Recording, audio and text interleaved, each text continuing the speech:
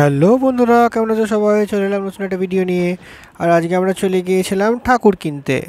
নিজেদের জন্য তো দেখতে গিয়েছিলামই, স্পেশালি গিয়েছিলাম সম্পাদি আর বাবাই দাদের জন্য ঠাকুর দেখার জন্য। আর তারা যেহেতু গণেশ পুজো করবে ঘরে, সেই জন্য তারা ঠাকুর কিনবে, তাই গিয়েছিলাম এখানে আমরা ঠাকুর দেখতে।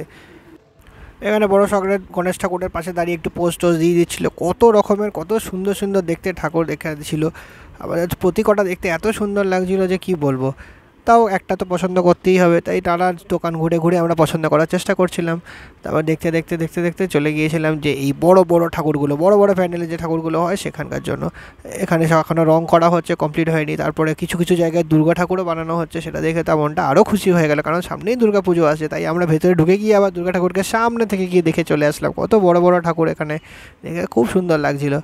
আর তারপর আবার একটা দোকানে গিয়ে এখানে গণেশ ঠাকুর দেখছি, এগুলো মিডিয়াম সাইজের, কিন্তু কি সুন্দর ডিজাইনের ঠাকুর, এক একটা দেখতে অপূর্ব লাগছে। এখানে খুব সুন্দরভাবে সাজিয়ে প্যান্ডেল করে করা যাবে।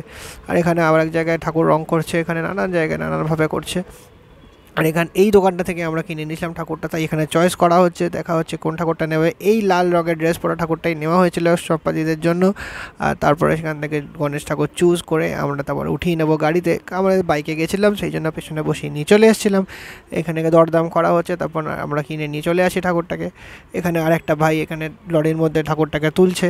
তারপরে ঠাকুরের সাথে পোস্ট টোস্ট দিয়ে আমরা চলে আসলাম রাত্রিবেলা বাড়িতে। তারপরের দিন সম্পাদি আর বাবাইদার বাড়িতে পুজো।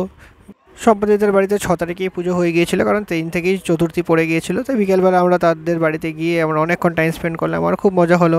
আর রাত্রিবেলা সেখানে খিচুড়ি আলুর দম দিয়ে ডিনার করে তারপর আমরা ঘরে চলে আসলাম রাত্রির জন্য। তো এই ছিল আজকের ভিডিও, দেখা হবে পরে কোনো ভিডিওতে। ততক্ষণের জন্য চ্যানেলটাকে লাইক শেয়ার ফলো করে দিও। এখনের জন্য টাটা।